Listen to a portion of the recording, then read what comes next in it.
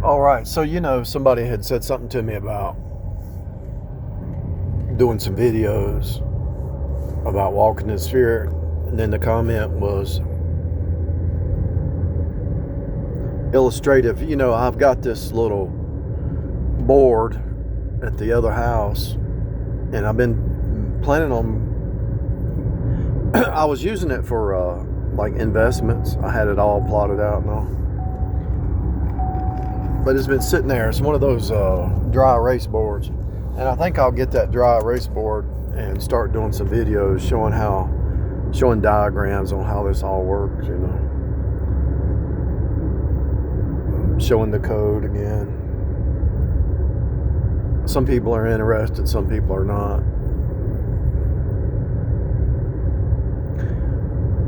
I actually showed how even mathematics points to the spirit walk. So there's a formula in math. It's y is equal to e to the x, right? And so e is the exponential function. X is just a variable, right? And so y, the letter y, is equal to e to the x. And it is a exponential function. So the graph is like this, right? And so the x would act, so in spiritually wise, the y is to rise up. The letter E would be spirit. And X would be your walk, your crosswalk. So Y is equal to E to the X exponent. So the more you take up your cross, the more you rise up spiritually.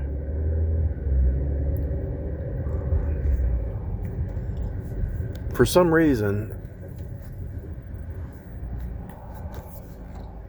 reality has shifted. I was sitting here. I was coming over here and sitting.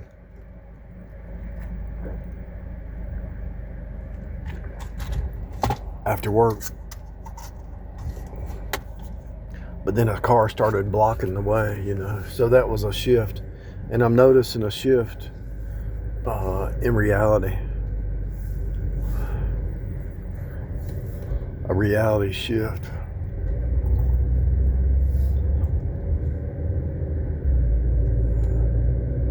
And I'm also noticing, for some reason, I'm also noticing people have these old picnic tables,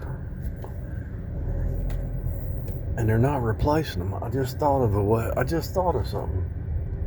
If they wasn't so heavy, it'd be easier.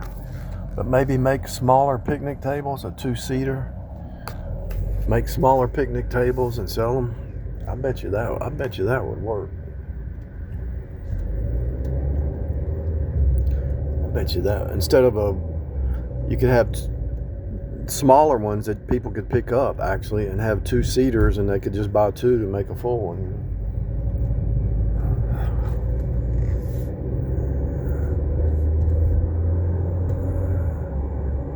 And see how those little tarps are over that little seated area? That's pretty cool.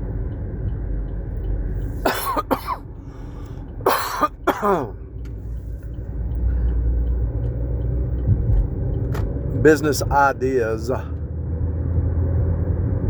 problem with a business, you got to make enough money to make it worthwhile, because you could just go a regular job and get insurance and all that and get paid.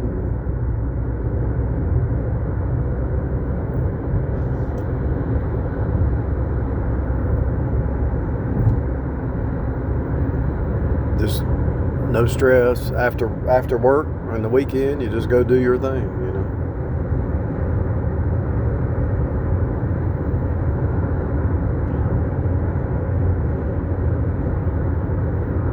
I looked over here in the mirror. The sun was in it. I looked at the mirror, didn't know what, and then I looked back, and my eyes, I have like a blur in my eyes because I looked directly at the sun through the mirror.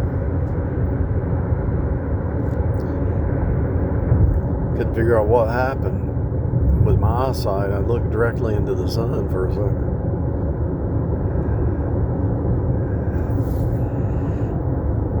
So I think I'll do that. I think I'll do some diagrams to help people understand some stuff. If I can show you how the sine wave, I can use the sine wave to teach some walking in the Spirit, and I can also use the Cartesian coordinates, the X and the Y Cartesian coordinates, because this all points to Jesus. Math, science, engineering, everything, the movies, the TV shows, everything points to Jesus. Star Trek, they had that being that was, his name was Q, right? Q-U-E-U-E, in series, NQ, And so the race of beings called the Q, they rose up higher than the humans, and they knew that the humans would rise up, but it's only in Christ that we rise up. And it's Christos, right? Q-R-S-T, Christ, Christos, inside the alphabet. The alphabet actually tells you the history of the world. It tells you how to walk in the Spirit. It tells you everything. The alphabet, Jesus is the Alpha and the Omega. So the alphabet, if you decode each letter, you actually see deep spiritual truths. And so when you see spiritual truth behind every object, whether it's math, science, movies, music, you see it all. And so when somebody tries to get into your world, they might fool you for a second. And through the love bomb, and if you fall in love with one of them, they might fool you more than a second, but you still see it, and you're like, I'm sorry, but something ain't lining up. And then after you're around them long enough, you say, no, this don't line up. And it might be painful when you walk away and about to destroy you, but you have to walk away because you see that it was all lies. It was contrary to the truth. And so they were trying to reel you in, right? To steal, kill, and destroy, They were master manipulators, master deceivers. So they were trying to reel you in, fish you in. Like I said, Jezebel and Delilah is trying to hook you down. God is trying to hook you up. The letter N. So on the left side, if you take the letter N, a capital N, and cut it down the middle, on the left side is a hook down. On the right side is a hook up. So God is trying to hook you up. But the system, which is a Captain Hook system, the hookers are trying to hook you down, trying to steal, kill, and destroy. The hooker is trying to hook you down. God is trying to hook you up, right? So you see that in Hosea and Gomer. Hosea was trying to buy Gomer out of slavery, but Gomer kept going back to slavery. Why would Gomer go back to slavery? Because it was something from her childhood. She couldn't get healed. If she would have ran to Jesus, she could have got healed. But there was a pattern inside Gomer that kept pushing her back to slavery, sin and death and slavery and condemnation, all that stuff. And so that pattern from her childhood, she couldn't help but run back to slavery. That's what she was. It was a pattern.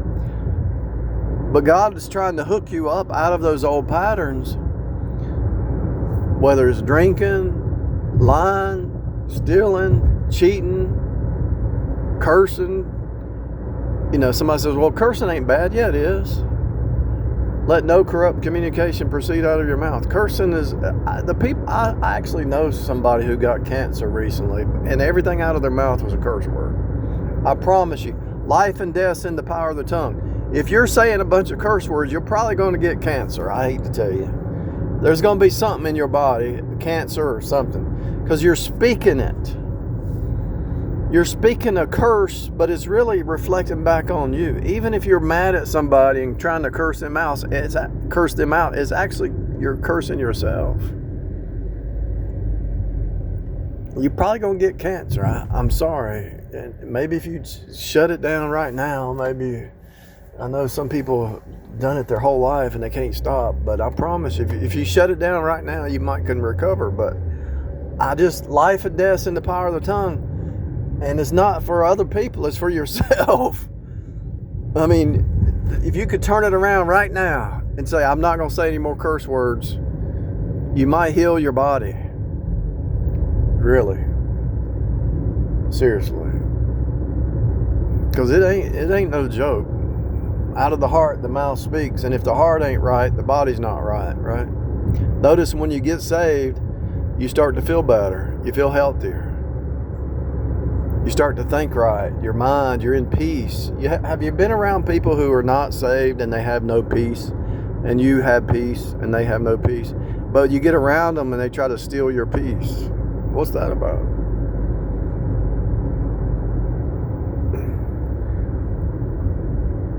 You got too close to them.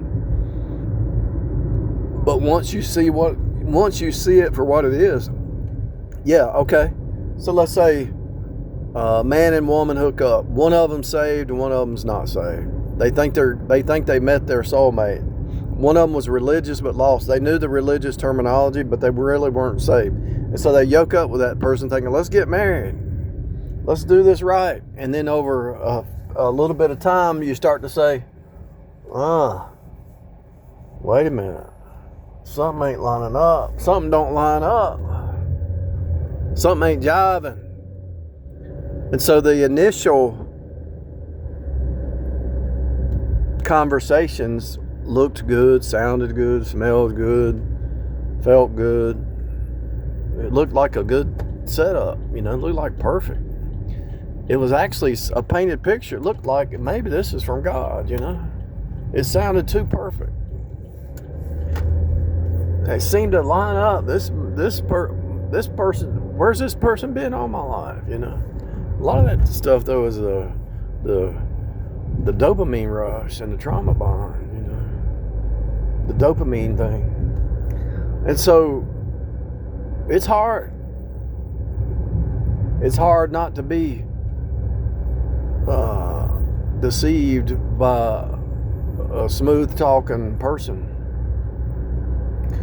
But then when you wake up and you realize this person, everything out of their mouth is not, once they feel more comfortable with you, they start to say stuff that's contrary, right? And from a man's perspective, wait a minute, I thought you were a Bible-believing woman, but now you sound like a queen bee Jezebel. What happened? What shifted? Where did the meek and quiet spirit go? Where did the meek and quiet spirit go? This is like Jezebel from hell. Jezebel from hell. I just made up a new Jezebel from hell. I don't want hell on earth. I already got enough of that. I want peace. I've been working my whole life to keep my peace, I want heaven on earth, not hell on earth.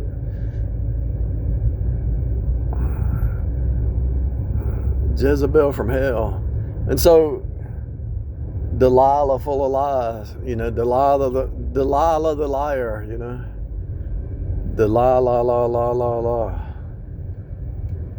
She talks a good song, right?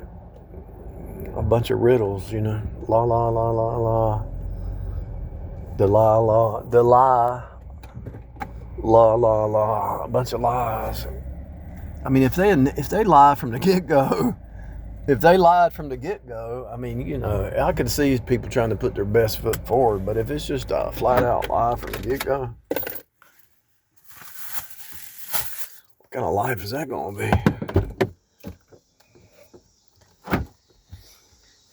What was I talking about?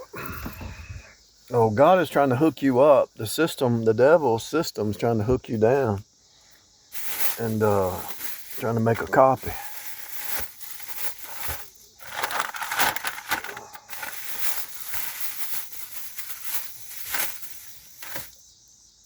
Whoredom, wine, and new wine take away the heart. So if somebody's asking you to drink, or they're drinking all the time, whoredom, wine, and new wine take away the heart. So if somebody's drinking all the time, I'm sorry if you're listening to me and you're drinking something right now, you probably have a hard heart if it's a continual thing. Why are you drinking? Well, I can stop. Oh, really? Well, stop right now. Don't do it for 30 days. Anything, whether it's the radio, whether it's the TV, anything, don't do it for 30 days. If you can't stop for 30 days, it controls you. Why would you let anything control you? You need to control it, whatever it is. You need to control it, whatever it is. Because if you can't control it, it controls you. That means you're a slave to it instead of it being a slave to you. Hello?